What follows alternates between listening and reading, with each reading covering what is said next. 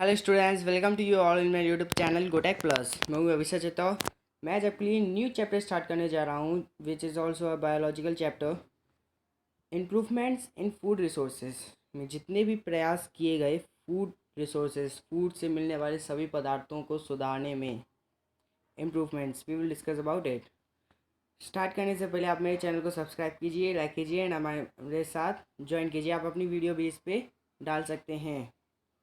Then sustainable agriculture, जो improvement करने के लिए फूड रिसोर्सेज में जो पहले कदम बढ़ाया गया था, दैट इज़ सस्टेनेबल एग्रीकल्चर। जो सबसे पहले सस्टेनेबल एग्रीकल्चर को डिफाइन मीन्स एडप्ट किया गया था। सस्टेनेबल एग्रीकल्चर क्या है? The agriculture can be defined as the adaption of various farming production management techniques for maximize agriculture yield.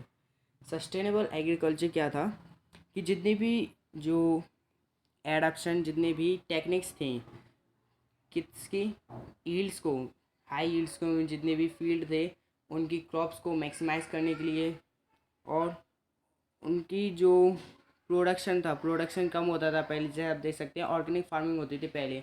Organic farming कैसे? जो मैन्योर्स और फर्टिलाइजर्स होते थे वो कैसे होते थे? ऑर्गेनिक मीन्स जो एनिमल्स का decompose material and the plants का डिकम्पोज मटेरियल होता था। बट धीरे धीरे gradually sustainable agriculture I. Sustainable agriculture में क्या था? जो एडेप्शन द वेरियस फार्मिंग, जो टेक्निक्स को एडेप्ट किया गया था किसके लिए? वेरियस फार्मिंग को डिफरेंट डिफरेंट पार्ट्स में डिवाइड करने के लिए। And the production of management production का मैनेजमेंट करने के लिए। कैसे?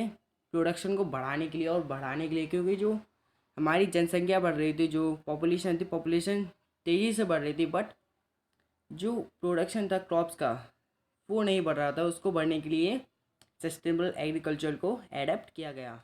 सो implementing such practices would helping, इन सब प्रैक्टिसेस जो इम्प्लीमेंट की गई थी इन्होंने हेल्प की किस में? कंजर्विंग नेचुरल रिसोर्सेज को बचाने में। मेंटेनिंग एनवायरमेंट का जो बैलेंस को बनाए रखने के लिए। Then coping with changing human needs के बीच में जो ह्यूमन की जो ज़रूरतें थी उनसे कॉप करना। And it is necessary to adapt sustainable agriculture practices such as mixed cropping. Sustainable agriculture में क्या दिए? Mixed cropping, crop rotation, intercropping and integrated agriculture. Sustainable agriculture में क्या दिए? Mixed cropping, crop rotation, intercropping and integrated farming. So integrated farming को हम integrated agriculture भी कहते हैं। So integrated agriculture implies a combination of agriculture with other forms of culture such as pisciculture, aquaculture, apiculture, sericulture, poultry farming, animal husbandry, etc. Integrated agriculture क्या है? Integrated agriculture किन्हीं भी दो या दो से ज़्यादा एग्रीकल्चर का कॉम्बिनेशन। एग्रीकल्चर कॉम्बिनेशन मीन्स उसमें एग्रीकल्चर जो खेती बाड़ी तो होती है, फार्मिंग होती है, बट उसी के साथ साथ पिसिकल्चर, एक्वाकल्चर, फिश को भी पालना मीन्स फिश का भी एडप्शन करना। एंड द एक्वाकल्चर जो वाटर एलिमेंट्स थे उसका भी एडप्ट करना है। एपिकल्चर मीन्स हनी बीज को भी पालना, यानी हनी बीज की फार्मिंग। देन सेरिकल्चर जो सिल्क वॉर्म होते हैं उनकी फार्मिंग। पोल्ट्री फार्मिंग, हैंस की। देन एनिमल हस्बेंड्री भी करना। Then advantage of sustainable agriculture. Sustainable agriculture के advantages. First is achieve the integration of natural biological cycles and controls. इसने क्या किया? जो ये सस्टेनेबल एग्रीकल्चर थी वो ऑर्गेनिक फार्मिंग के means natural biological cycles and controls, biological process के द्वारा जो नेचुरल प्रोसेस थे, जो ह्यूमस होता था एनिमल एक्सक्रीटा से और प्लांट्स का जो वेस्ट होता था उसी से खेती की जाती, उसी से फार्मिंग होती थी। Then it protects, renews soil fertility and natural resource base. ये क्या करता है? सॉइल की फर्टिलिटी, सॉइल की जो उर्वरकता होती है सॉइल की, उसको प्रोटेक्ट करता है, उसको रिन्यूज मीन्स बनाता भी रहता है, इम्प्रूव भी करता रहता है। Then optimises the management and use of farm resources, reduces the use of non renewable resources and purchase inputs. Then provides an adequate and dependable form of income.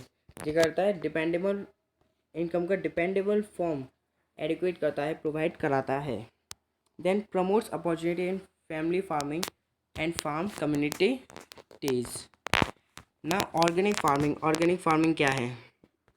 First is it is the practice of raising crops which has not been polluted with the use of manures, fertilizers and biopesticides। जो भी laboratory में बने हुए होते हैं chemicals के fertilisers, manures, biopesticides, इनसे जो ये होते हैं, इनसे जो फार्मिंग है वो पॉल्यूटेड नहीं हुई है।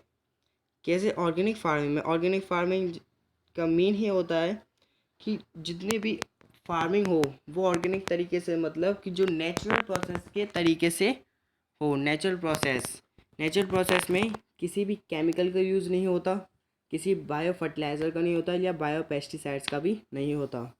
इसमें अपने ही ऑर्गेनिक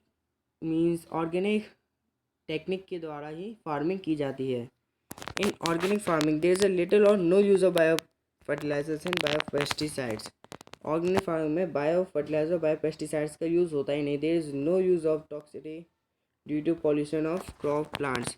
इनके मिलाने से लगातार इनके मिलाने से जो सॉइल की फर्टिलिटी होती है वो बेकार हो जाती है, एकदम डिस्ट्रॉय हो जाती है। Then organic wastes are recycle in the form of manure. जो ऑर्गेनिक फार्मिंग से जितने भी ऑर्गेनिक वेस्ट होते हैं वो क्या होते हैं? रिसाइकल हो जाते हैं। किसमें? मैन्योर में। Then bio fertilizers include nitrogen fixing bacteria such as rhizobium bacteria and cyanobacteria which is called the earlier low green algae.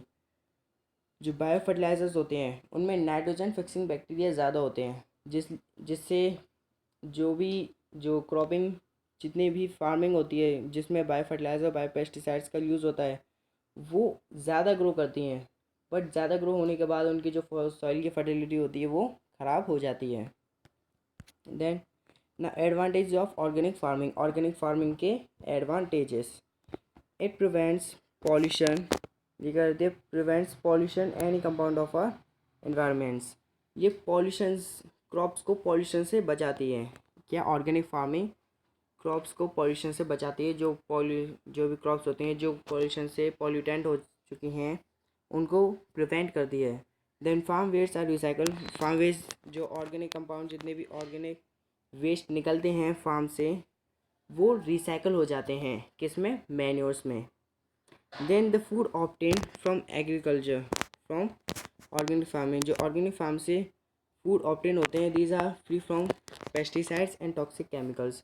ये पेस्टिसाइड्स क्या होते हैं? जो भी chemicals which are used to kill the weeds, means जो भी paste होते हैं, जैसे कि वीड्स को मारने के लिए एंड इंसेक्ट को मारने के लिए।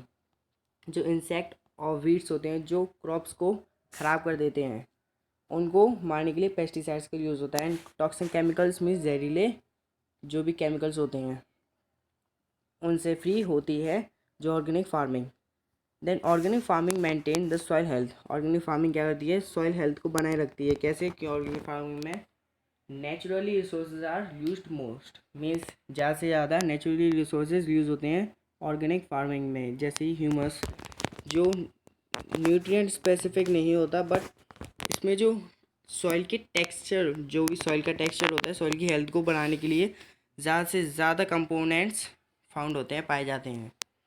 Then the cropping system of organic farming keeps insect pest and weeds under check. जो क्रॉपिंग सिस्टम है ऑर्गेनिक फार्मिंग के, वो इंसेक्ट पेस्ट मीन्स जो इंसेक्ट होते हैं जो क्रॉप्स को ख़राब कर देते हैं वो। और वीड्स क्या होते हैं? जो अनडिज़ायरेबल प्लांट्स होते हैं। जैसे आप किसी भी क्रॉप को सोन करेंगे, सोन करने के बाद उसके साथ जो भी प्लांट्स जो अनडिज़ायरेबल है वो क्या होगा?